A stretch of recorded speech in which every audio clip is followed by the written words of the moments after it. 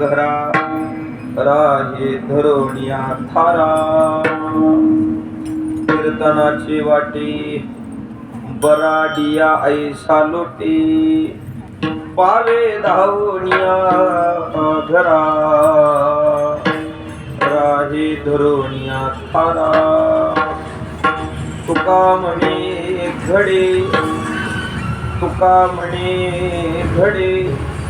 पूजा नामी देव जोडे पावे धावनिया घरा राहे धरोनिया थारा विठ्ठल विठोबार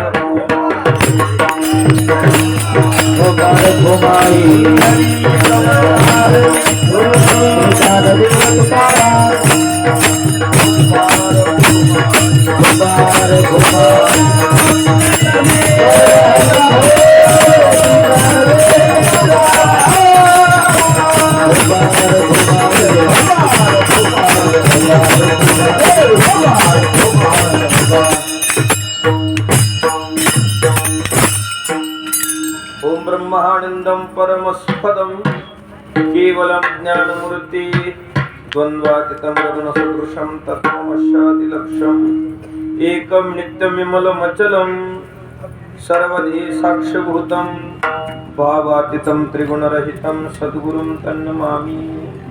महायोगपीठे तटे भीमरद्धा वर्मकुण्डलीकायता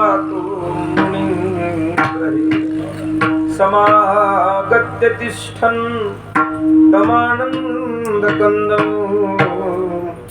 परब्रह्मलिङ्गं भजे पाण्डुरङ्गं लोकाभिरामं रणरङ्गधीरं प्राचीवनेत्रभृभुवमोषणार्थं कारुण्यरूपं करुणाकरन्तं श्रीरामचन्द्रं शरणं प्रपद्ये। मनोजवं मारुततुल्यवेगं जितेन्द्रियं बुद्धिमतां वरिष्ठं वातात्मजं वानरयूतं मुख्यं श्रीरामदूतं शरणं प्रपद्ये। बोले हनुमान जी महाराज की। मंगल भावन अमंगल हारे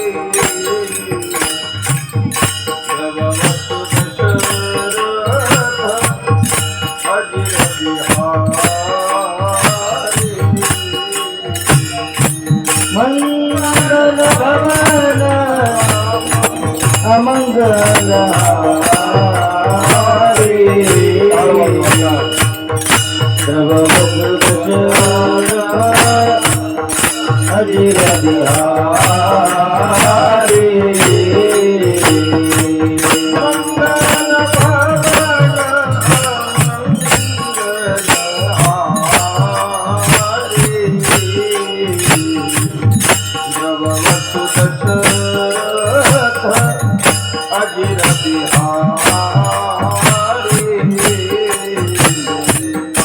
मंगल भवन अमंगल हारे सर्ववसु दशरथ अजिर बिहारी। जय जय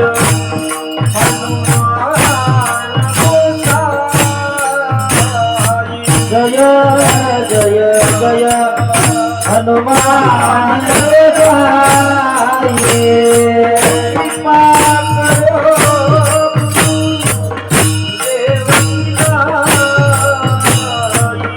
कृपा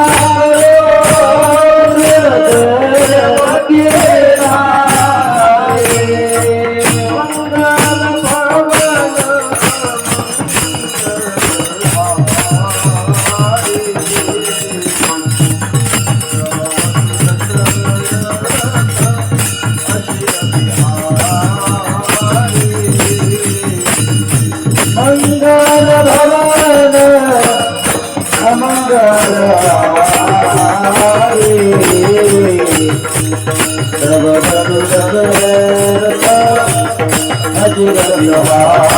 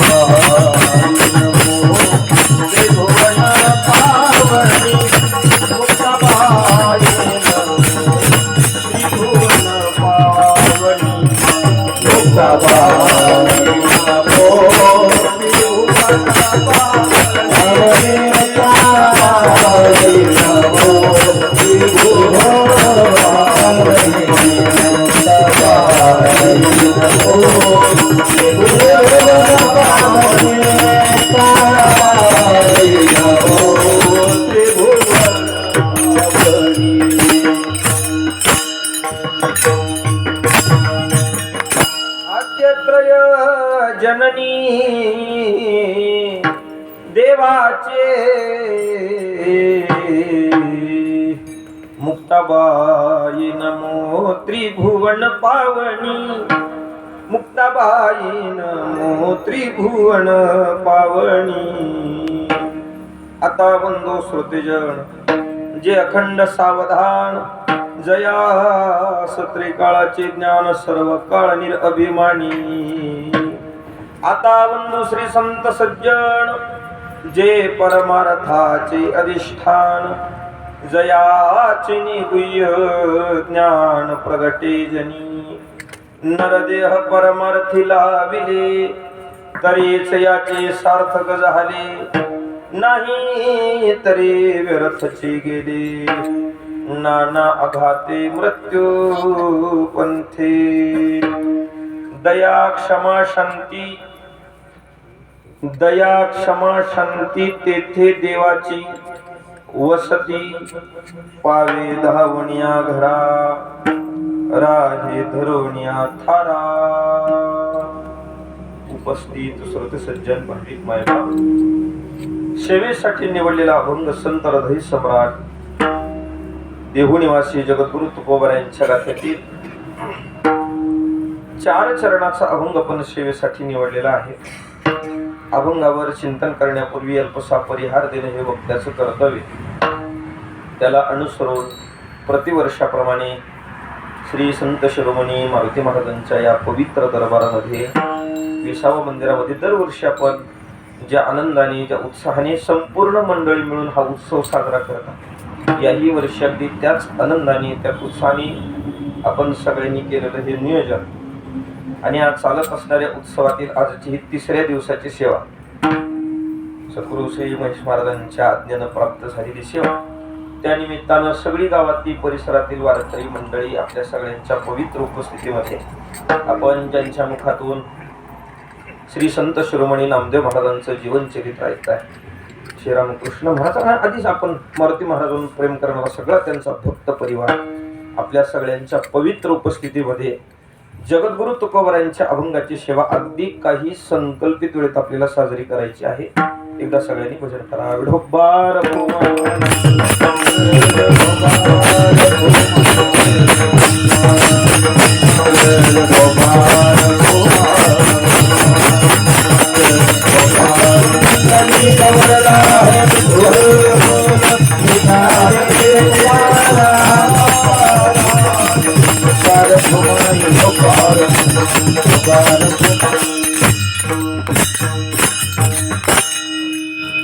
जरा पुढं बसतात तुम्ही पुरुष मंडळी जवळ येतात या. आपल्या बसण्या वाचून ते देखणं दिसत नाही. सेवा करायची आहे अगदी संकल्पित वेळेमध्ये. जरा नियम आपला वास्कर पद्धतीचा आहे. मला थोडं जम्पिंग होऊ लागले. विठ्ठल विठ्ठल येईल तोंडात रोजचं पडलेलं वळण. तुम्ही सगळी सांभाळून गेला की माणसं आहे त्याच्यामुळे मला काही घ्यायचं कारण नाही. पण ते काय ते तेवढं उत्तरणीला तेवढी परवानगी द्या. उत्तरणी वाजवायला ती मुरडण केल्याशिवाय ती वळायला येतच नाही मला असं. नाही तर ती पुढचा बांध करून पुढे जाणार सवय लागली. अगदी सगळ्यांच्या परिचयाचा असणारा अभंग 4 चरणाचा.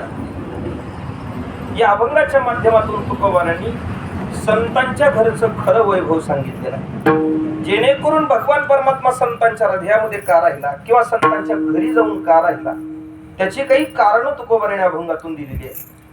प्रामुख्याची 3 कारणं तुकोबारे अभंगातून देतात. दया, क्षमा, शांती. म्हणून तेथे देवाची वसती या 3 अवस्था आहेत. वास्तविक ही दैवी गुण आहे संतांच्या जवळची. दैवी संपत्ती म्हटलं तरी हरकत नाही. संतांच्या जवळची खरी संपत्ती, बाकी आपल्या दृष्टीने आपण ज्याला संपत्ती म्हणतो ती जरी संपत्ती संतांच्या जवळ नसली पण खरी संपत्ती मात्र संतांच्या जवळची. आजच्या अभंगातून तुकोबारांनी सांगितली. ज्या संपत्तीला भगवान परमात्मा भाळला आणि या संपत्ती संतांच्या जवळ होत्या म्हणून देवाचं जाणं संतांच्या घराकडे किंवा संतांच्या हृदयाकडे ठरलेलं आहे. वास्तविक पाहता मनुष्य जीवन म्हटलं की या जीवनाचं सार्थक भगवत प्राप्तीनंच आहे. बाकी किती धावपळ केली पण आपल्या जीवनामध्ये जर भगवत दर्शनासाठी आपल्या जीवनाची काही पावलं उचलली नसतील, आपल्याला आपलं जीवन प्राप्त झाल्यानंतर मरेपर्यंत जर एकदाही भगवंतांनी दर्शन दिलं नसेल तर मग मात्र आपलं जीवन अपूर्ण आहे. हे संतांच्या दृष्टीची व्याख्या आहे. वास्तविक पाहता अनेक मंडळी परमार्थ करतात पण परमार्थ करणाऱ्या मंडळीच्या सुद्धा शेवटच्या श्वासापर्यंत जरी त्यांनी अखंड भजन केलं, अखंड परमार्थ त्यांच्याकडून जरी घडला तरी मात्र भगवंताचं दर्शन घडेलच की नाही याची मात्र शाश्वती देता येईल. पण मात्र या जीवनाचं सार्थक जर करून घ्यायचं असेल किंवा व्हावं असं वाटत असेल तर मात्र त्या जीवनाचं सार्थक इतर कोणत्याच गोष्टीत नसून ते फक्त आणि फक्त भगवत दर्शनात. मग बाकी काही करून पहा. विठ्ठलची एक देखलिया, विठ्ठलची एक देखलिया, विठ्ठलची एक देखलिया, विठ्ठलची एक देखलिया. तुका म्हणे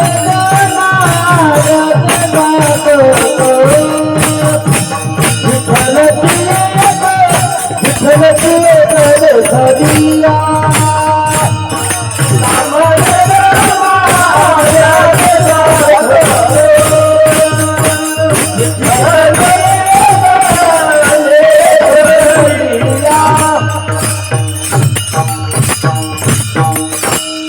तुका म्हणे जन्म आल्याचे सार्थक विठ्ठलची एक देखलिया. एक भगवान परमात्मा पंढरीनाथाचं दर्शन घडलं की मग या जीवनाचं सार्थक आहे.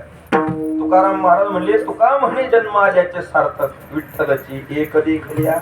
त्याला पाहिलं की या जीवनाचं सार्थक ठरलं.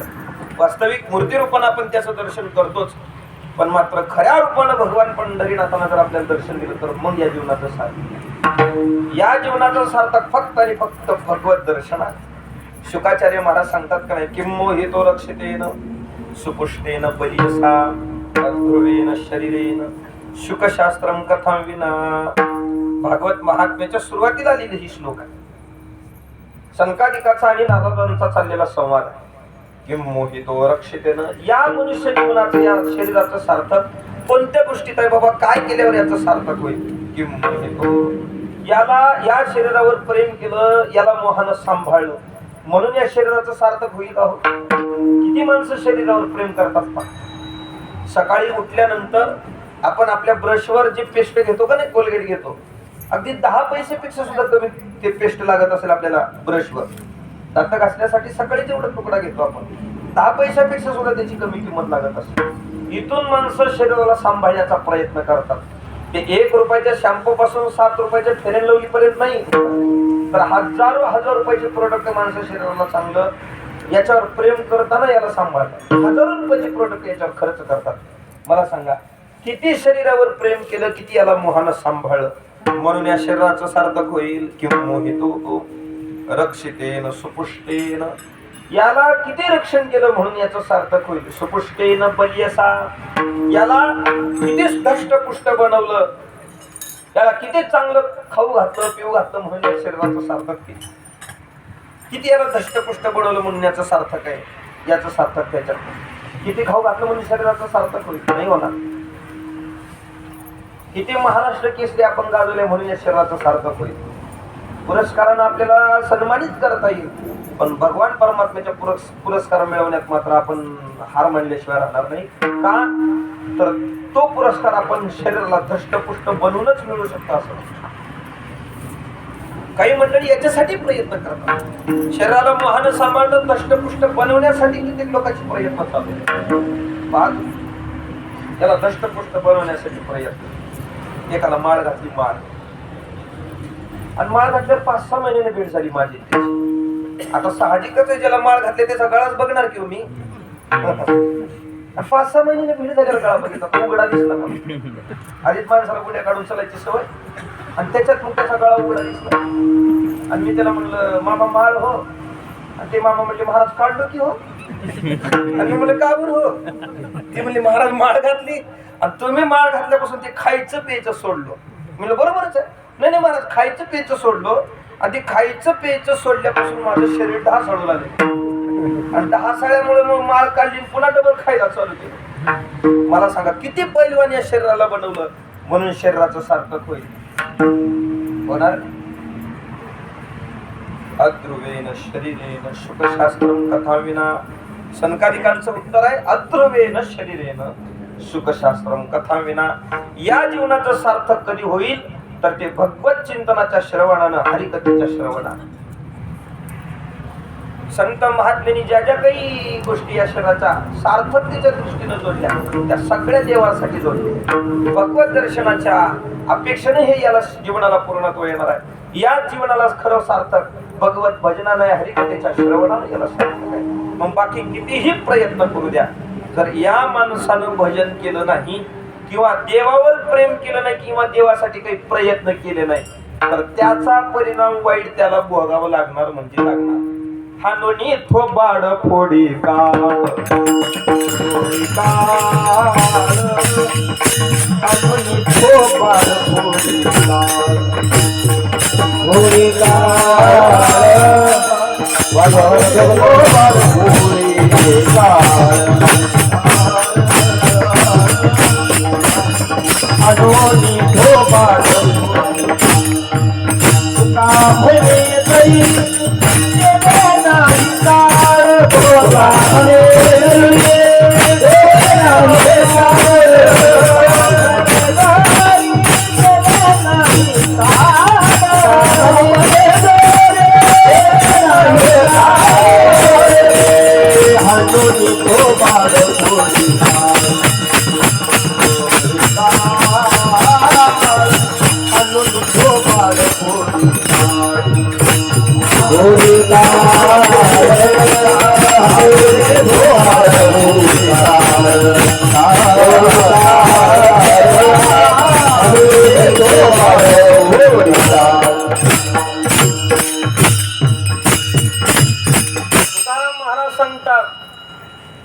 तुका म्हणे जरी देवे नाही चाड, हानोनी थोबाड फोडी काळ. परिणाम भोगावा लागणार आहे जर भगवंतावर प्रेम केलं नाही, त्याच्या दर्शनासाठी आपल्या जीवनात काही प्रयत्न झाले नाही तर हानोनी थोबाड फोडी काळ तर मार खावा लागणार. तुकाराम महाराजांचं सांगणं वेगळं आहे, माझ्या ज्ञानोबारायांचं सांगणं वेगळं आहे, पण परिणाम मात्र भोगावा लागणार आहे. दोघांचं जरी सांगणं वेगळं असलं परिणाम मात्र सारखाच आहे. तुकोबारा म्हणजे हानोनी थोबाड फोडी काळ सन्मान आहे आपला तिथं, पण महाराजांचं सांगणं फरक आहे. तुकाराम महाराजांचं सांगणं बापासारखं आणि माझ्या ज्ञानोबारायांचं सांगणं माई सारखं. तुकाराम महाराज म्हणजे इथं जर काही प्रयत्न भगवत दर्शनाच्या लालसेनं घडले नाही तर मग मात्र तिथं गेल्यावर मारिती तोडीती जोडीती निष्ठुर यमाचे किंकर भोसाल, तोच परिणाम माझ्या ज्ञानोबारायांनी सांगितला पण माई सारखा. जसं लेकराच्या डोक्यावर हात फिरून जशी माई आपल्या लेकराला समजवते का नाही, तसं माझ्या ज्ञानोबारायांनी सांगितलं. माऊली म्हणले जर तुम्ही काही प्रयत्न केले नाहीत ना तिथं तुम्हाला सत्काराला बोलवलं जाईल बरं आणि सन्मान केला जाईल. तो निरयपुरीची सभा सन्मान पावे, निरयपुरीच्या सभेमध्ये तुम्हाला सन्मान मिळेल. किती भारी वाटतं ऐकायला. पण निरयपुरीची सभा म्हणजे नरकातली सभा आणि तिथल्या सभेचा सन्मान मिळेल म्हणजे नरकातल्या सभेचा सन्मान म्हणजे काय हार शार श्रीफळ खाली पाकिट असं राहणार आहे.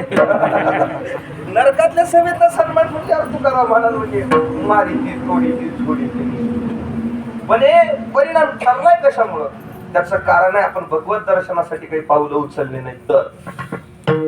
आणि जर मग आपण भगवत दर्शनासाठी आपल्या जीवनाचे काही प्रयत्न करत असूच आणि केलेला परमार्थ जर आपल्याला सार्थकी व्हावा वाटत असेल तर तो केवळ आणि केवळ भगवत दर्शनानं आपल्याला तो आपलं जीवन सार्थकी करता येतं. पण देवानं दर्शन द्यावं असा आपला परमार्थ घडला पाहिजे. अशाच पद्धतीचा परमार्थ संतांनी केला. संतांनी भगवत दर्शनासाठी आपल्या जीवनात काही प्रयत्न केले पण त्यांच्या प्रयत्नाचा पाडा मात्र मोजून शब्दात सांगता येत नाही. तरी माझी निळोबारा सांगतात का नाही, नाना साधनाच्या केल्या कटपटा, केल्या नाना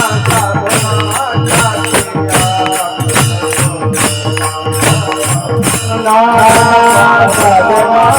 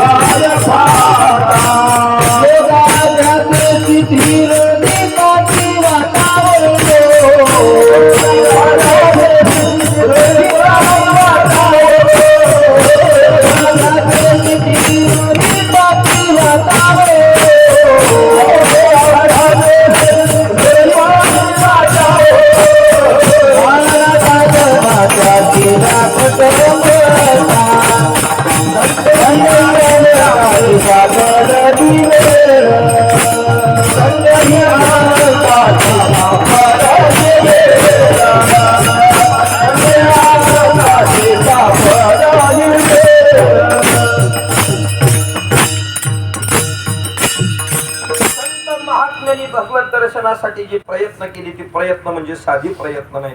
निळोबराय गवळणीच्या माध्यमातून सांगतात, नाना साधनाच्या केल्या खटपटा. अगोदर सगळं सांगितलं शेवटी हे वापरते.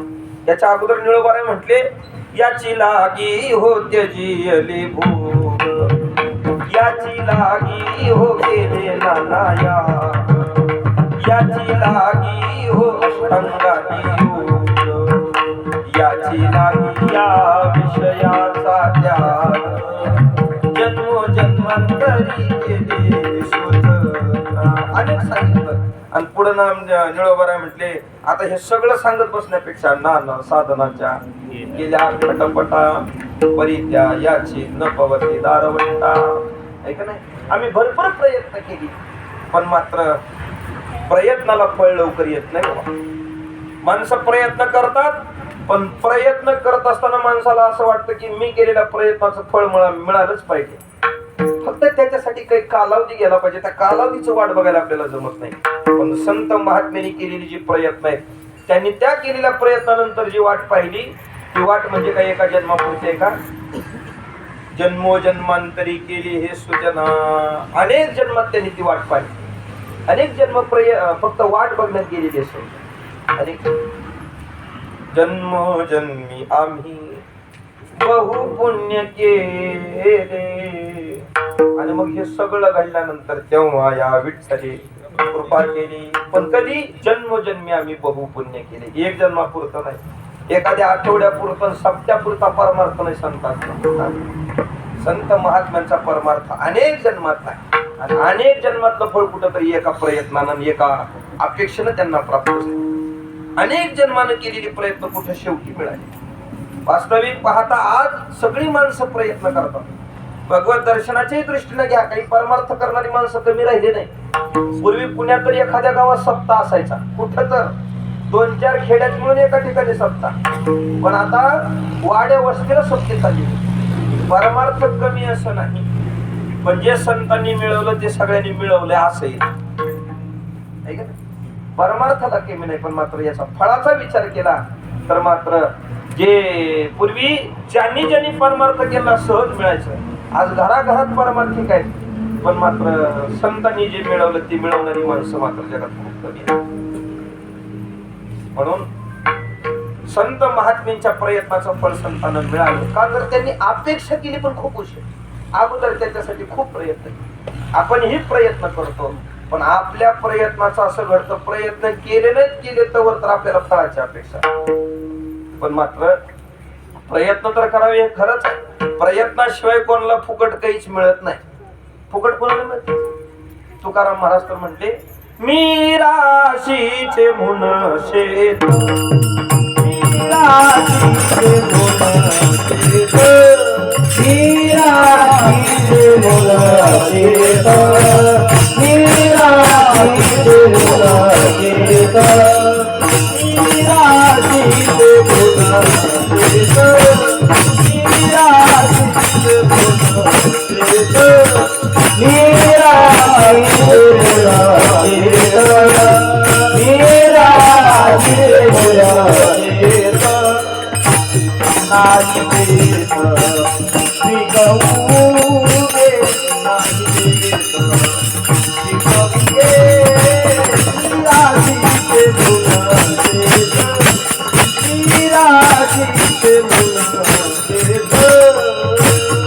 नाही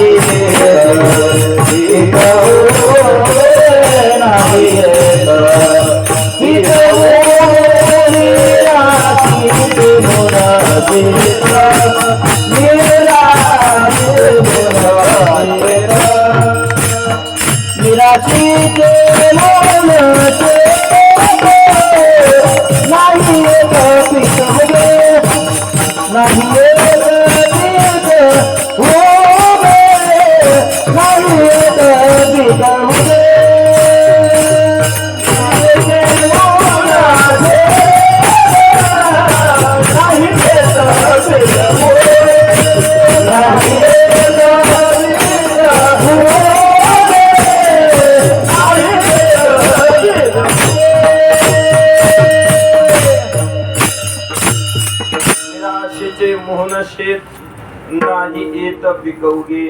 तुकोबारांनी शेतकऱ्याचा दृष्टांत दिला. निराशीचे मोहन शेत. बाग जातीची जमीन आहे म्हटली एवढ्यावर भागते का हो? एक माणूस म्हणला महाराज आमच्या 5-6 पिढ्या खपवून झाली म्हणजे शेतात. उगवल की मग आता पिढ्याचा उगवण्याचा काय संबंध? तुला जर या शेतातून काही मिळावं वाटत असेल तर तुला शेताचं काहीतरी सगळी राखणी केली पाहिजे, पेरणी केली पाहिजे, त्याच्यानंतर हे प्राप्त होईल. बाग जातीची जमीन आहे एवढ्यावर काही पिकत असते का कुठं? असं नाही होत. तुला त्याच्यासाठी प्रयत्न करावा लागतो. एका बीजा केला नाश मग भोगिले कनीस. प्रयत्नानं मिळतं मात्र प्रयत्न केले पाहिजे. आपलं घोडं पेंडीतच खाते आपल्याकडून प्रयत्न घडत नाहीत पण फळाची अपेक्षा मात्र सगळ्याला असते. सगळं उग कोणाच्या काही हाताला लागत नाही बाबा, आहे का नाही? फुकट कोणाच्या काही हाताला लागत नाही. तुकाराम महाराजांनी दिलेली किती शेतकऱ्यांची अनेक उदाहरण आहे का नाही? ऐका, आपल्याला परमार्थामध्ये अनेक मंडळी आलेली दिसतात पण फलाच्या अपेक्षा एवढ्या लवकर करतात. माफी मागून जर बोलू का, ज्याला सकाळी धोतर घालायला त्याला दुपारी फेटा बांधा वाटते.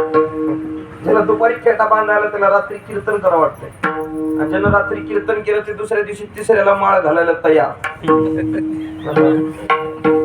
एवढ्या लवकर परमार्थातलं फळ मिळत नाही. याच्यात काही कालावधी गेला पाहिजे. पण कालावधी जर गेला तर त्याला नक्की फळ निश्चित. संत महात्म्याचा किती कालावधी परमार्थात गेलेला आहे पहा. आणि एवढा केलेला परमार्थ संतांच्या हाती लागला, त्याचं फळ हाती लागलं. आणि मग संतांना जे अपेक्षित होतं त्या अवस्था संतांकडे प्राप्त झाल्या. आणि त्या अवस्थेचा परिणाम काय असतो तुकोबरा भंगाच्या पहिल्या चरणात सांगतात. दया क्षमा शांती, दया क्षमा शांती, दया क्षमा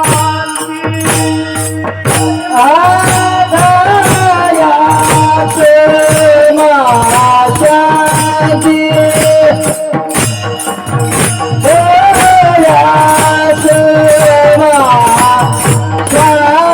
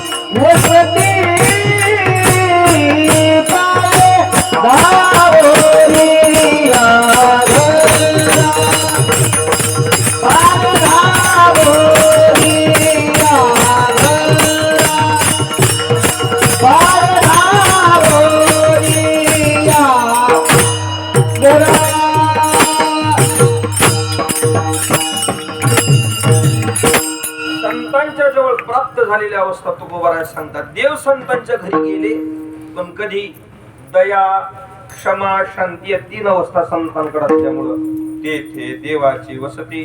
संतांच्या घराकडे म्हणा किंवा संतांच्या हृदयाकडे म्हणा, संतांच्या हृदयात या 3 अवस्था आहेत आणि संतांच्या घरात 3 अवस्था आहेत. या 3 अवस्था त्यांच्या जवळ असल्यामुळं तेथे देवाची वसती. तिथं देव राहतो बाबा. जिथं दया आहे, जिथं क्षमा आहे, तिथं शांती आहे, तेथे देवाची वसती. अभंगातली शंका अशी काही मंडळी म्हणतील महाराज आमच्याकडे या 3 आहेत किंवा पण आमच्या घराकडे मात्र देव राहतो किंवा आमच्या हृदयात देव राहतो मात्र हे नाही. 3 अवस्था आपल्याकडे नाहीत असंही नाही, आहेत पण आपल्याकडे जसे संतांकडे आहेत पण संतांकडच्या अवस्था आहेत अलौकिक पद्धत आहे.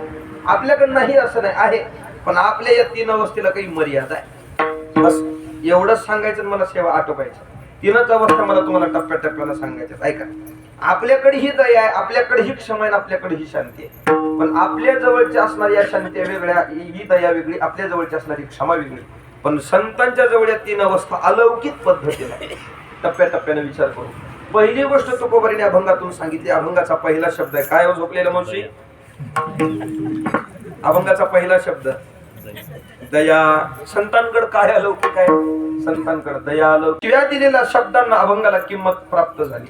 त्याचं कारण संतांच्या मुखातून अगोदर दया बाहेर पडली, मग शब्द पाठी आला. मागून येणाऱ्या शब्दांना किंमत प्राप्त झाली पुढे चालणाऱ्या दयेमुळे. म्हणून संतांच्या शिव्या दिलेल्या अभंगाला ती उंची प्राप्त. आज सगळं जग तुकोबारांच्या शिव्या दिलेली अभंग जरी असली तर डोक्यावर घेऊन सगळं जग फिरून नाचत नाचत सगळ्या समाजाला त्याची उपदेश चाललेली आहे. काय कारण आहे? ज्ञानोबा सांगतात, पुढा स्नेह पाजले, दयेमुळे हे प्राप्त घडलेलं आहे. संतांच्या जवळची दया अलौकिक. आपल्याकडे ही दया आहे, पण आपल्या दयेला काहीतरी मर्यादा आहे. कडक ऊन पडलेलं उन्हाळ्याचे दिवस, आपली दया पहा, कडक ऊन पडलेलं आहे. आणि कडक उन्हामध्ये गावातली 25 लेकर कार उन्हात खेळू लागली होती. पटंगणात, एवढ्या पटंगणात गावातली 25 लेकर खेळली. आणि एकाच्या माईनं बघितलं गावातली 25 लेकर एवढ्या कार उन्हात खेळायले. तिनं झूम केला, असं झूम डोळे, म्हणजे 25 मध्ये आपलं खेळायले हे बघण्यासाठी. या 25 मध्ये आपलं आहे का? आणि मग त्या माईनं ते बारकाव्यानं पाहिलं तर तिचं लेकरू तिला दिसलं. तिचं लेकरू तिला दिसले की माय पटंगणात आली, लेकराचा हात धरला, खणमल्या कानाखाली दिली आणि फर फर फर फर फर वडीत लेकरू कधी नेलं, कोपऱ्यात ढकलून दिलं. रडू लागले लेकरू कोपऱ्यात बसून. आणि माय घरातलं काम करू लागले. कोपऱ्यात बसलेलं लेकरू रडत रडत माईला विचारलेले, माय अरे कशासाठी घरी आणलंस मला? काय म्हणून घरी आणलंस? पोराने हे विचारल्यावर माईनं म्हटलं, पोरा अरे उन्हात खेळ्यावर मरशील की म्हणून घरी आणले तुला? उन्हात खेळ्यावर मरशील म्हणून घरी आणले. पोरग माईला विचारलेले, माय उन्हात खेळ्यावर कुठं मरतय? भाई मरते उन्हात खेळ्यावर कुठं? माय म्हणली, मरणार तर दुसरं का होतंय?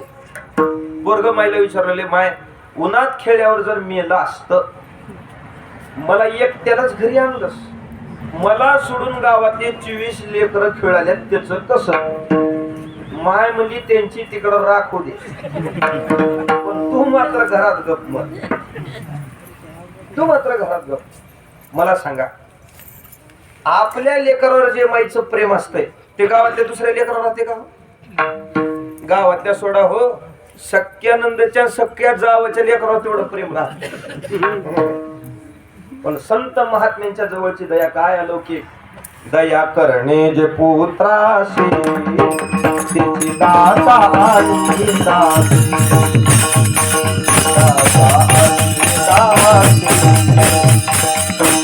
दाता आणि दासी. दया करणे पुत्राशी त्याची दाता आणि दासी, त्याची दाता आणि दासी, त्याची दाता आणि दासी.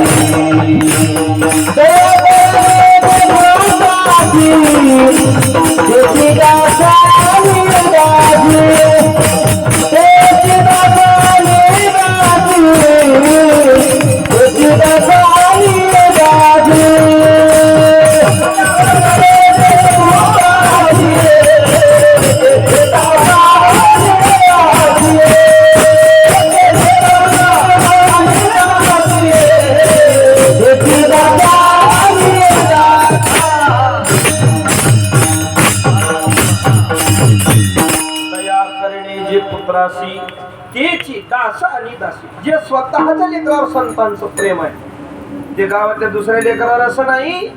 स्वतःच्या लेकरावर जे प्रेम संतांनी केले तेच नोकर चाकरावर केलं. दया करणे जे पुत्राशी त्याची दास आणि दासी. संतांच्या जवळची दया अलौकिक आहे. आपल्या जवळ ही दया, पण आपल्या जवळच्या दयाला काहीतरी मर्यादा आहे. एखादा हिनाला दिनाला पाहिल्यानंतर आपल्या अंतःकरणात दया निर्माण होते. एखादा भिकारी पाहिला, अंगावर कपडे नाहीत, खायला प्यायला काही दिसत नाही याच्याजवळ, तर असा माणूस पाहिला आपल्याला काहीतरी देवा वाटतं का? बोला की. आपली दया मर्यादित ती माणसापुरती, पण संतांच्या जवळच्या दयेची उंची अशी आहे ते एखाद्या माणसापुरती मर्यादित असं नाही. भूत दया गाई पशुचे पालन ताणलेल्या जीवन वना माझी संतांच्या जवळची दयेची ही उंची आहे. आणि अशी दया संतांच्या जवळ अलौकिक असल्यामुळं तेथे देवाची वसती. पहिली अवस्था संतांकडे अलौकिक. आपल्यापेक्षा त्यांच्याकडे कशी वरचढ हे पाहू लागलो आहे ना. दया अलौकिक आहे संतांकडे म्हणून तेथे देवाची वसती. बर दुसरा टप्पा, दुसरी अवस्था काय संतांकडे अलौकिक.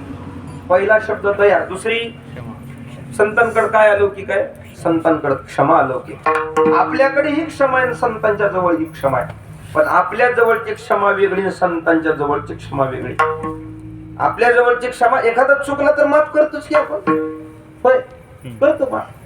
कधी कधी कीर्तनात असा प्रसंग येतो, छान मस्त कीर्तन रंगात आलेला असतो, अगदी गोड कीर्तनाची अवस्था चाललेली असते, सगळी आनंदाने म्हणत असतात. पण चाली म्हणणाऱ्यापैकी एखाद्यानं चुकीचं प्रमाण द्यावं असं द्यावं चुकीचं प्रमाण घडते. असं काही एवढं 4-5 आवडं सोडून लांब राहते का ते. ओढून आणायची लई कठीण पण आता पर्याय काय दिल्यावर दिलं.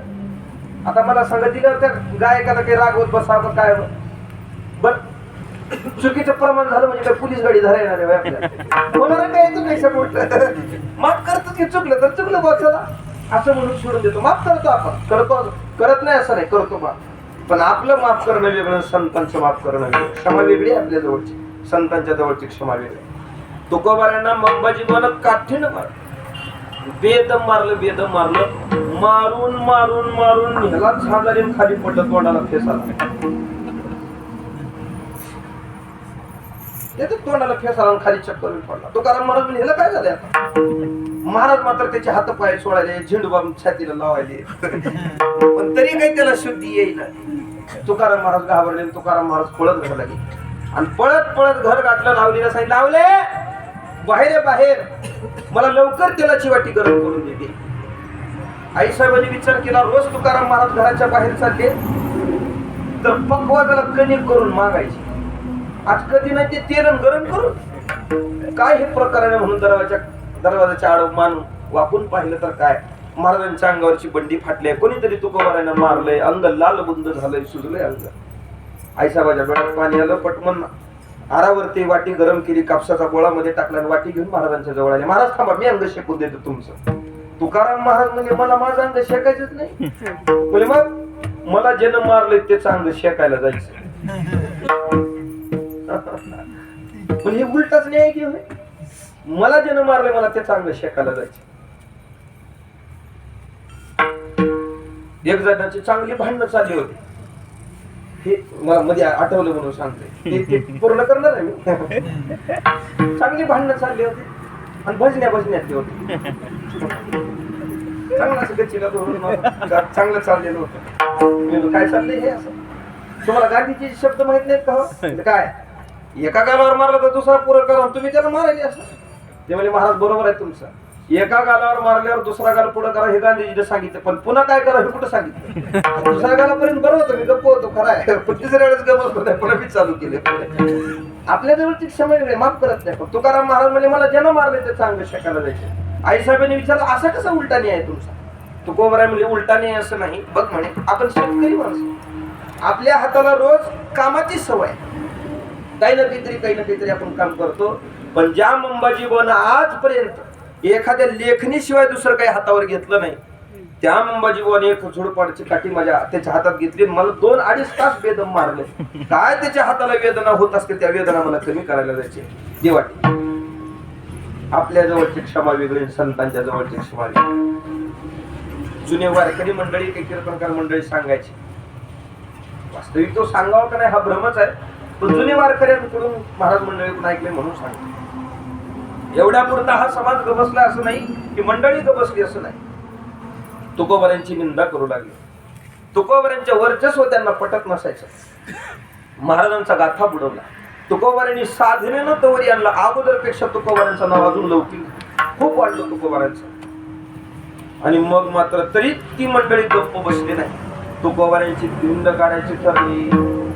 धिंड माहितीये ना तुम्हाला, वरात वेगळी आणि धिंड वेगळी.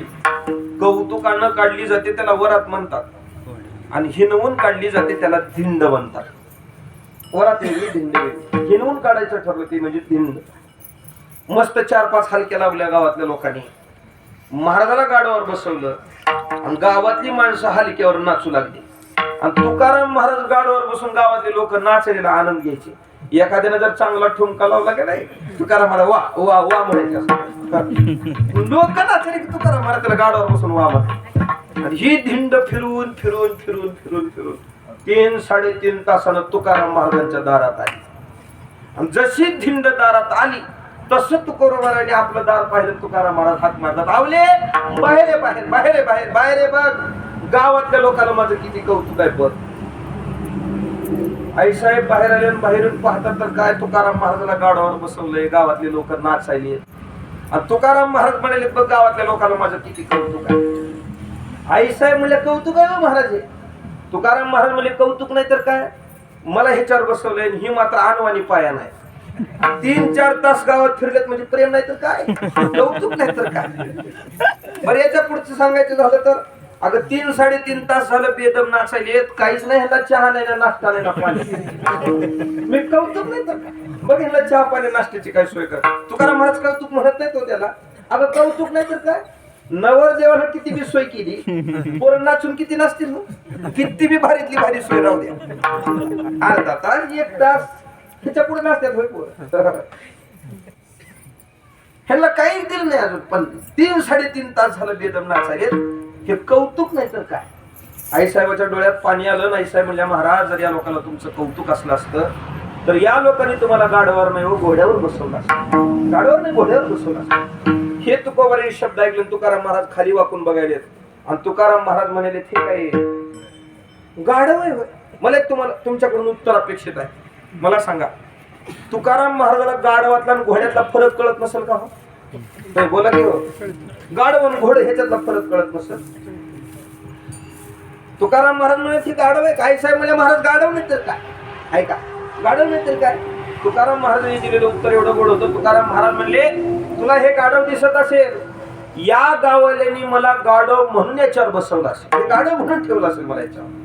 पण मात्र माझ्या परमार्थाची उंची अशी आहे, तुला आणि या गावाल्याला हे गाढव असेल, पण मी मात्र गाढव समजून याच्यावर बसलो नाही ना, मी घोड समजून याच्यावर बसलो. गाढवाचे घोडे गाढवाचे घोडे आम्ही करू दृष्टी पोढे. आम्ही करू दृष्टी पोढे.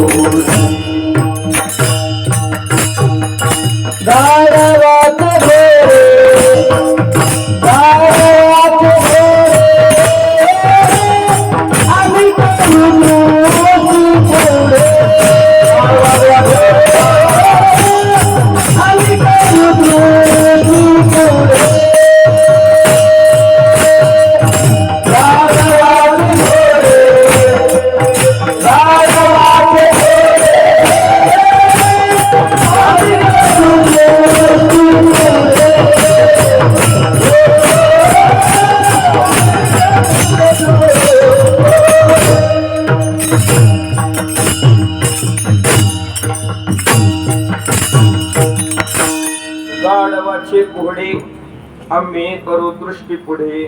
या चरणाचा अर्थ असा होत नाही बरं तुकाराम महाराजांनी गाढवाचं घोडं केलं असं होत नाही. तुकोबारांनी हा चमत्कार केला असं मला वाटत नाही. गाढवात तुकोबारांनी त्याचं घोडं केलं असा फरक नाही.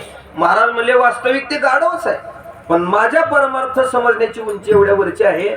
लोकांनी मला याला गाढव म्हणून याच्यावर ठेवलं असेल मला, पण माझा परमार्थ या उंचीचा. मी गाढव समजून बसलो ना, माझा परमार्थ माझ्या समजण्यावर मी याला घोडं समजून याच्यावर बसलो. माझा आनंद माझ्यापाशी. मला सांगा तुकाराम महाराजांनी त्या काळात हे पाळलेलं प्रमाण आज तागायत तुकाराम महाराज ते प्रमाण पाळले, आज तागायत पाळले. माफी मागून बोलतो हे सगळं, पण मला सांगा आज परमार्थात असे अनेक मंडळी आहेत जे गाढवासारखं वागणारी, परमार्थात आहेत पण गाढवासारखं. आता आपण कोणाचा तर गाढवपणा काढण्यापेक्षा आपण आपल्याला विचार, आपला गाढवपणा आपल्यासारखा आपण जसं समजून लोकांना सांगू शकतो किंवा आपण समजू शकतो, असे दुसरे माणसं तेवढा समजू शकत नाही. आपला गाढवपणा खरा आपल्यालाच माहिती. अशी किती गाढवापेक्षा खाली वागणारी माणसं आहेत. पण तरी सुद्धा तुकोबारांनी आपल्यावर केलेलं प्रेम असं आहे, आपण वास्तविक गाढवच, पण तुकाराम महाराजांनी आपल्यासाठी केलेली कृपा घ्या एवढं गोड समजून, पुढं घ्या एवढं गोड समजायला घ्या पुढं. हा परिणाम आहे तुकोबारांनी केला. गाढवाचे घोडे आम्ही करू दृष्टी पुढे. तुम्हाला सांगायचं झालं तर असे अनेक प्रसंग आहेत आपल्या डोळ्यासमोर. काही मंडळी मी म्हणत असलेली पाहिलीत महेश महाराजांना की महाराज एवढं गलिच्छ वागणार कशाला जवळ करायला त्याला. तुम्ही बघा किती जवळ राहणाऱ्या माणसाला माहिती असेल, पण कधी महाराजांनी कोणाला भ्रष्ट शब्दाने बोलले नाही. तो हा वाईट आहे, हा खराब आहे, हा चांगला आहे, नाही बोलले. का तर सगळी सारखीच आहे. किती छान असलं तर त्यांच्याजवळ तसाच, आणि किती वाईट असलं तरी तो तसाच. वास्तविक माणसं गाढवच आहे, पण महाराजांनी आपल्यावर केलेली कृपा दृष्टी त्याला घोड म्हणून जवळ करायचं, घोड समजून त्याला जवळ करायचं. ती तुकोबारांची असणार. अशीच कृपा. गाढवाचे घोडे आम्ही करू दृष्टी पुढे. ऐका, संतांच्या जवळ अशी असणारी क्षमा, एवढा तिरस्कार समाजाने केला तुकोबारांचा, पण एका भ्रष्ट शब्दानं कोणाला बोलायला गेले नाही. ती तुकोबारांच्या जवळची असणारी क्षमा. अशी क्षमा संतांच्या जवळ अलौकिक म्हणून तेथे देवाची वसती. दोन अवस्था झाल्या.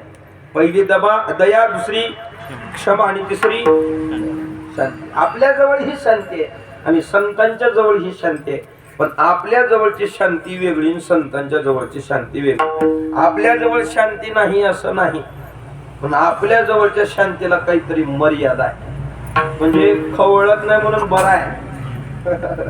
म्हणजे आपली खरी शांती प्रगट खवळल्यावर कळणार नाही असं नाही आहे, पण त्याला काही मर्यादा आहे. मर्यादा आहे.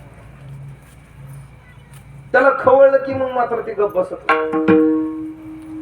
विकार कुठपर्यंत गप्प, जोपर्यंत त्या विकाराला विषय दिसत नाही तोपर्यंत.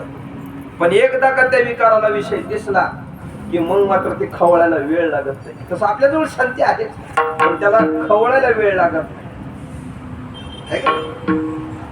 बघा तो मांजर कुठपर्यंत गप, जोपर्यंत मांजराला उंदीर दिसत नाही तोवर.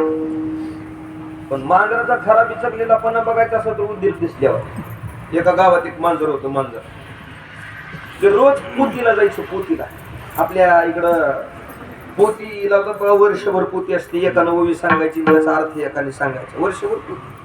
वास्तविक अशी पोती गावागणीच आहे, पण पोतीचं दुर्भाग्य, पोतीला 2-4 माणसं. सांगणारी एक, वाचणारा एक, ऐकायला 2 म्हातारे, वळायला वातीन, त्या रडायलेल्या नाती. ह्याच्यापेक्षा समज नाही. दुर्भाग्य आहे. त्या वर्षभर अशा पोते आपल्याकडे चालतात.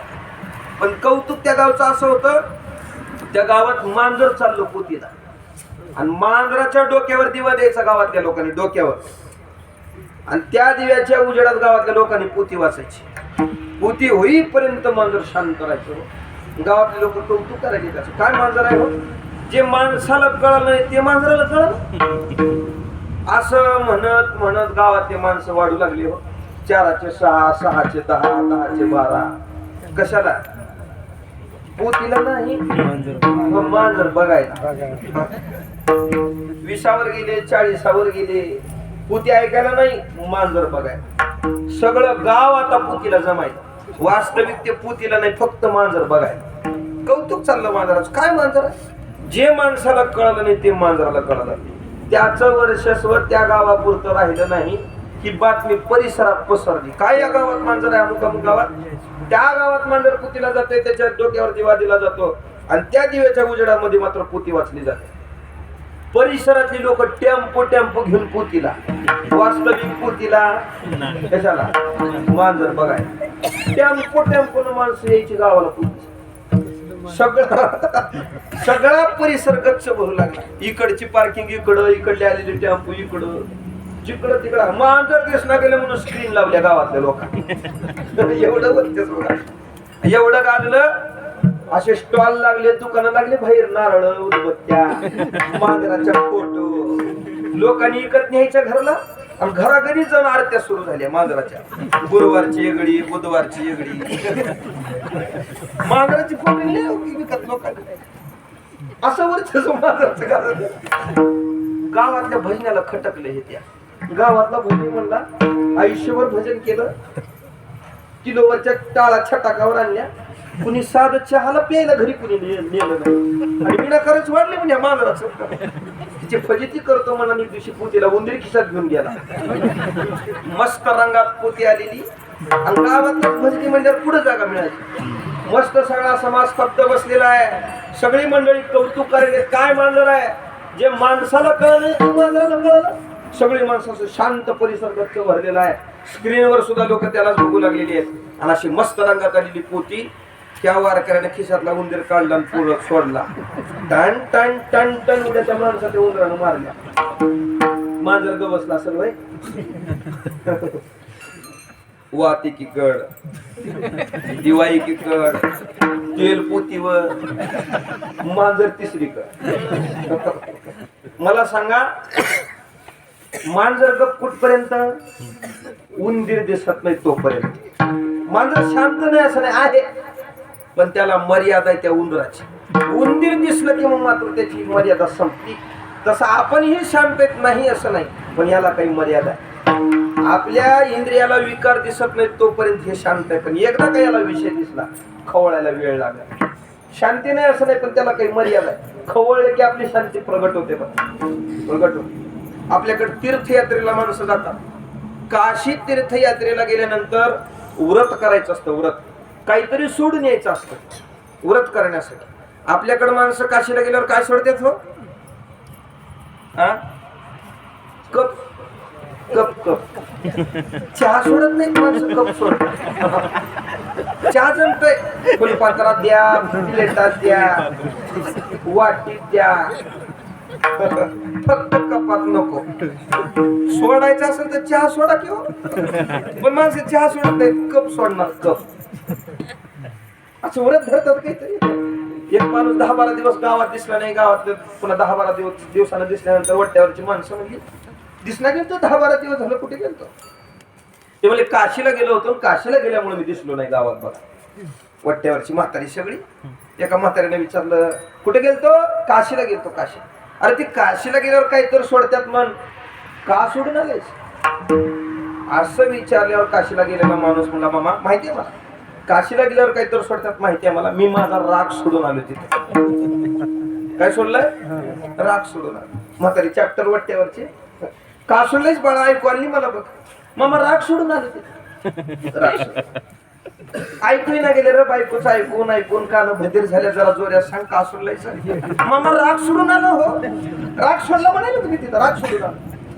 मामा म्हणजे ऐकू ना गेले माझे मिशन घरी राहिले. जरा जोऱ्यात सांग का सोडून आलाय? मामा राग सोडून आलो. ऐकू कसं येईल तुम्हाला? राग सोडून आलो म्हणाले की राग सोडला मी तिथे गेल्यावर. मामा म्हणले जरा अजून जवळ येऊन सांग मला. ऐकू ना गेले. मामाला म्हणलं पोरग मामा मी राग सोडून आला. आणि ह्याच्या पुढे जर विचारलो का नाही माझ्या पायात पायतन बघा आणि मग मला विचारायला या. मला सांगा आपल्या जवळ शांती नाही असं नाही आहे, पण त्याला काही मर्यादा. पण संतांच्या जवळची शांती अलौकिक. संप्रदायातलं खूप उंचीवरचं प्रमाण. प्रसाद देवोनी मुक्त केला, प्रसाद देवो मुक्त केला, प्रसाद देवो मुक्त केला, प्रसाद देवो. येवला आहे तुझा प्रसाद देवो मुक्त केला, प्रसाद देवो मुक्त केला, प्रसाद देवोनी मुक्त केला.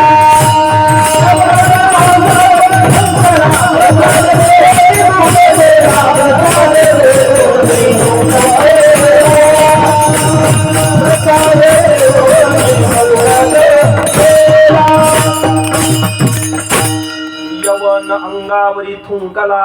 यवन ना मुलेच. एक मुसलमान माणूस महाराजांच्या अंगावर थुंकण्यासाठी झाडावर जाऊन बसला होता. खिशात 108 पानं घेतली आणि झाडावर जाऊन बसला. तोंडामध्ये पान टाकायचं, त्याची लाळ गोळा करायची. नाथ महाराज गंगेचं स्नान करून वरी आली की नाथ महाराजांच्या अंगावरती लाळ टाकायची. काय माझ्या अंगावर ही घाण पडल्या म्हणून नाथ महाराजांनी पुन्हा आंघोळीला जायची. स्नान करून महाराज वरी आली की त्यानं पुन्हा ते पान खायचं, लाळ गोळा करायची. स्नान करून महाराज वरी आली की पुन्हा अंगावरची थुंकी टाकायची. असं एकदा दोनदा तीनदा नाही, 108 वेळेस घडलं. थुंकणाऱ्याच्या खिशात ते पानं संपले, तोंडाचा थुका संपला, गडबडीनं खाली उतरला आणि नाथ महाराजांच्या चरणावर लोटांगण घातलं. नाथ महाराज कृपा करा, मला माफ करा. म्हणजे काय झालं, अहो एवढी वेळेस तुमच्या अंगावर जी घाण पडत होती, थुंकी पडत होती, थुंकणारा मी आहे. नाथ महाराज म्हणजे माझ्या अंगावर घाण पडली माहिती आहे मला, पण थुंकणार तो म्हणजे हो, तुमची शांती भंग करण्यासाठी आलो होतो. वरी बसलो होतो, पान खाऊन तुमच्या अंगावर थुंकत होतो, तो मी आहे, मला माफ करा, कृपा करा. नाथ महाराज म्हणले तुझीच माझ्यावर लई कृपा झाली. तो माणूस म्हणला मी थुकलो, माझी कृपा तुमच्यावर. म्हणजे काय, अरे याच याच गोदावरीच्या काठावर माझा राहणं आहे, पण रोज दिवसातून एकदाच्या गंगेच्या स्नानाचं पुण्य माझ्या पदरी आहे. पण आज 108 वेळेच्या गंगेच्या स्नानाचं पुण्य प्राप्त झाले तुझ्या थुंकण्यामुळे, तुझीच माझ्यावर कृपा झाली. मग प्रसाद देवनी मुक्त केला, आहे का नाही. संतांच्या जवळ ही शांती आहे आणि आपल्या जवळही शांती आहे, पण आपल्या जवळच्या शांतीला मर्यादा आहे, संतांच्या जवळची शांती अगणित आहे. प्रसाद देवनी मुक्त केला, अशी शांती संतांच्या जवळ अलौकिक, म्हणून तेथे देवाची वसती. अशा ठिकाणी देव जाऊन राहतो, पण तो राहतो किती वेळ आणि किती काळ, महाराज त्या भंगाच्या दुसऱ्या चरणात सांगतात.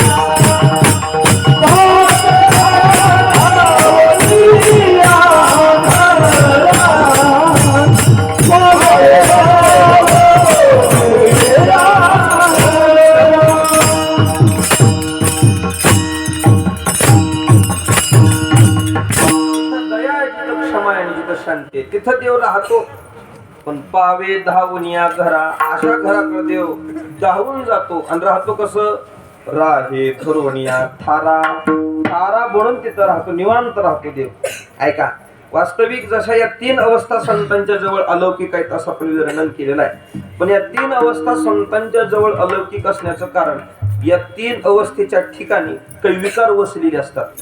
जसं दया, क्षमा आणि शांती या 3 अवस्था, या 3 अवस्थेच्या जवळ काही विकार आहेत. काम, क्रोध आणि लोभ, हे 3ही विकार संतांच्या जीवनातून वगळलेली आहेत आणि हे वगळलेली असल्यामुळे त्या अवस्था अलौकिक घडल्या. वास्तविक या 3 विकारांचा जर विचार केला, वास्तविक हे विकार एवढी भयंकर आहेत, एका विचाराचा विचार करायचं झालं तर त्याच्यासाठी एक स्वतंत्र कीर्तन करावं लागेल, एवढी भयंकर असणारी ही विकार आहे. आणि सिग्नल पडले आता वाजले का 4 मिनिट आहे. हा सांगला विकार, अशी 3 विकार आहेत. या 3 विकारांचा संतांच्या जीवनामध्ये काही टाळा चालला नाही. वास्तविक या 3 विकारांनी, जे विकार आहेत या विकारांनी काही साध्या लोकांना हरवलंय असं नाही. नाथ महाराजांनी आपल्याला किती गणित दिलेलं आहे. 10 माणसाची यादी दिली, 10 माणसाची. दडक मारिली शंकरा, केला ब्रह्म्याचा माथेरा, इंद्र चंद्राशी दरारा लाविला. मोजावर तुम्ही, येडका मदन तो केवळ पंचानन. किती झाले? नाही 4 झाले. ऐका, धडक मारिली शंकरा, केला ब्रह्म्याचा माथेरा, इंद्र चंद्राशी दरारा लाविला. येडका मदन तो केवळ पंचानन. पुढचं चरण, धडक मारिली नारदा, धडक मारिली नारदा, केला रावणाचा चेंधा, दुर्योधना मारिली गदा, घेतला प्राण, भस्मासुर मुकला प्राणाशी, त्याची गती झाली वालीशी, विष्मा मित्रा सारी खारुशी, नाडीला. जेणे 10 जणांची आली का? बरोबर झाले ना? 10 जण. आणि हे याच्यातलं एक बिन्य बोलत नाही बरं. तुम्ही म्हणाल उगा हा असं म्हणून, तसं नाही, हे एक बिन्य बोलत नाही. पण याची सुद्धा फजिती झाली, त्या सगळ्यांची फजिती झाली. पण ही विकार मात्र माझ्या संतांच्या बाबतीत काही करू शकले नाही. असाच प्रसंग माझ्या तुकोबारांवर आला. तुकोबारांच्या समोर एक स्त्री आली आणि तुकाराम महाराजांना म्हणू लागली, माझी इच्छा पूर्ण करा. तुकाराम महाराज म्हणजे तरी सायास आम्ही विष्णुदास.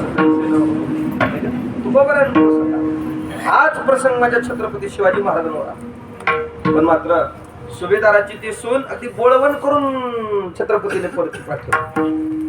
असाच प्रसंग स्वामी विवेकानंदांवर आला. एक स्त्री स्वामींच्या पुढे बसली ना, स्वामींना म्हणू लागली, मला पत्नी म्हणून स्वीकार.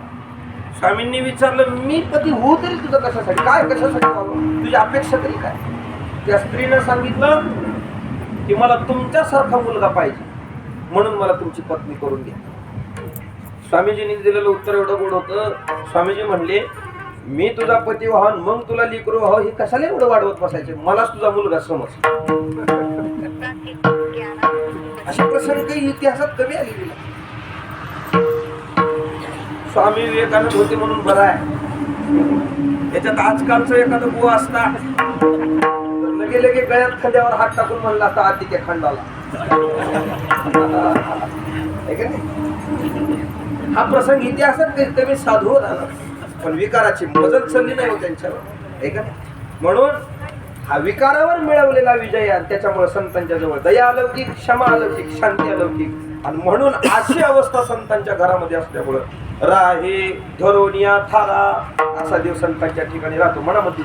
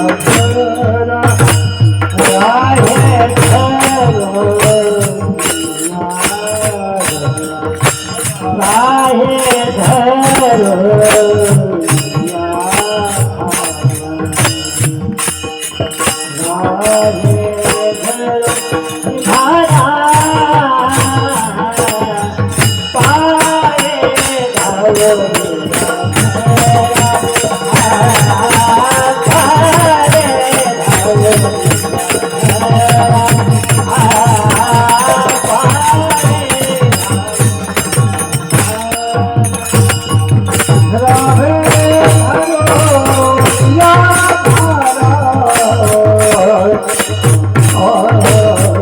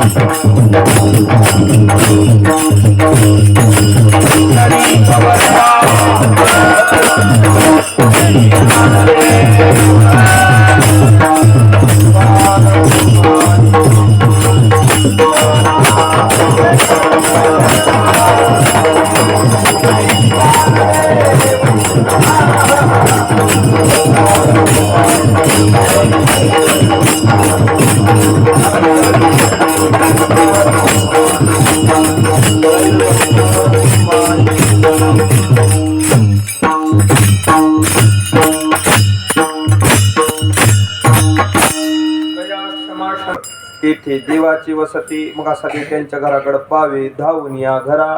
कसा राहतो मग राहे धरून या थारा. थारा बनून राहतो आहे का नाही. असे अनेक प्रमाण आपल्या पुढे आहेत. आता वेगवेगळ्या अंगानं प्रमाण देत बसण्यापेक्षा आपल्या सगळ्यांच्या पाठांतरातला एक अभंग सांगतो. तुम्ही म्हणू लागता ना मला सगळेजण. उचनीच काही नेमे भगवंत निष्ठे भावे भक्त देखुनिया. दासी पुत्र कन्या विदुराच्या भक्षी दैत्याग्री रक्षी प्रल्हादासी. असा देव राहिला आहे का नाही. पुढं कर्मरंगू लागे रोहिदासा संगे कबीराचे मागे शेनी विधी. सज्जन कसाया विकू लागे मांस माळ्या सावत्या सखुरकू लागे. नरहरी सोनार गडपुंकू लागे सोख्या मेळ्या संगे ढोरे उडी. नाम्या सवे जेवे नव्हे संकुचित ज्ञानियाची भीतंगी उडी. गवळ्याचे घरी होय हा सारथी. गवळ्याची घरी अंगी गाय ओळी. द्वारपाल बळीद्वारी झाला. एकोबाचे ऋण फेडे ऋषिकेशी अंबर ऋषीचे सोची गर्भवास. मीराबाई साठी घेतो विष प्याला. दामाजीचा झाला पाडीवार. गडे मातेवा हे गोऱ्या कुंभाराशी हुंडी त्या नित्याशी अंगीवरी. पुंडलिकासाठी अजूनही तिष्ठ तुका म्हणे मात धन्य त्याची. किती संतांची यादी दिली खरी गेल्यावर मोजून बघा. पण मला सांगा एवढ्या संतांच्या घरी देव जाऊन राहिला. नाथ महाराजांच्या घरी देव राहिला. 36 वर्ष पाणी भरण्याचं काम केलं. राहे धरून या थारा. असा देव संतांच्या ठिकाणी राहतो. जाऊन त्यांच्या ठिकाणी राहतो. ठीक आहे महाराज कळालं. पण हे अजून वेगळ्या पद्धतीनं संतांच्या ठिकाणी जाण्याचे माध्यम तरी सांगा. तुकाराम महाराज म्हणले कीर्तनाचे वाटे बराडिया ऐसा लोटे. बराडिया ऐसा जिथं कीर्तन चालले अशा ठिकाणी एक देव जातो. पण कसा बराडिया ऐसा लोटे. बराडिया शब्दाचा अर्थ होतो जसा की दुष्काळामध्ये सापडलेला एखादा व्यक्ती. दुष्काळामध्ये सापडलेला अन्न पाणी दिलं नाही पण एकदा का त्याच्या पुढे त्याला अन्न दिसलं आणि पाणी दिसलं. जसं अन्नाच्या आणि पाण्याच्या दिशेनं तो धाव घेतो तसा देव कीर्तन दिसलं की पळतो. कीर्तनाचे वाटे बराडिया ऐसा लोटे. पावे धावून या घरा. राहे धरून या थारा. ठीक आहे महाराज. संत महात्म्यांच्या कीर्तनालाही असा गेला. त्यांच्या घराकडे देव गेला. पण असा देव त्यांच्याकडे मिळाला. असा त्यांच्याकडे देव जाऊन प्राप्त झाला. हे सगळं घडलं तरी कशामुळं. तुकाराम महाराज म्हणजे तुका म्हणे घडे पूजा नामे देव जोडे. संतांनी एक काम केलं. पूजा केली संतांनी. हे घडलं कशामुळं. एक पूजा केल्यामुळं. ती पूजा कशाची. तुकाराम महाराज म्हणजे नामे देव जोडे. नामाची पूजा केली. नामाची पूजा केली याचा अर्थ नाम साधनेला जवळ केलं. अखंड भगवत चिंतन संतांनी केलं. धार अखंडित ओघ चालियला नित्य. अशी पूजा संतांनी नामाची केली. म्हणून तुका म्हणे घडे पूजा नामे देव जोडे. या एक न्यायानं पाहता येतं किंवा याचा वेगळा अर्थ करायचा झाला. अर्थ वेगळा होणार नाही. फक्त त्याला उलट करायचं. संतांना हे देव त्यांच्या घरी गेला कशामुळे हे सगळं घडलं. त्याचं उत्तर त्यांनी पूजा केली नामाची. किंवा महाराज संतांना हे मिळालं. आम्ही हे मिळवायचं असेल देवाला जवळ करायचं तर आम्ही करावं काय. महाराज म्हणजे घडतं बा तुमच्या जीवनात पण एक काम करा.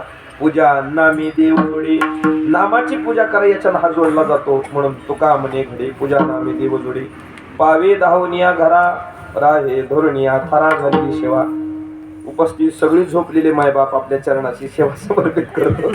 बोलता बोलता एखादा चुकीचा शब्द अपशब्द माझ्या मुखातून बाहेर गेला असेल तर आपलं स्वीकारू म्हणून आपण ते पदरात घ्यावं. परिसरातील सगळी वारकरी मंडळी भजनी मंडळी सद्गुरू श्री मारुती महाराजांवर प्रेम करणारी या पादुका मंदिरावर या 20व्या मंदिरावर प्रेम करणारी सगळी परिसरातील वारकरी उपस्थित आहेत. पूर्वी जसा उत्सव व्हायचा त्याच्यापेक्षा आता खूप गोड होऊ लागला. सुरुवातीचा काळ व्हायचा पण मात्र त्याच्यापेक्षा अगदी आता सगळं भरून आलंय सगळं. फक्त मात्र आता आपल्या उपस्थितीची नीट बसण्याची गरज आहे. तेवढं उद्यापासून नीट बसाल अशी अपेक्षा आपल्या चरणाशी करतो. झालेली सेवा सद्गुरू मारुती महाराजांच्या सद्गुरू श्री महेश महाराजांच्या चरणाशी समर्पित करून सेवेला पूर्ण विराम म्हणा शेवटचा.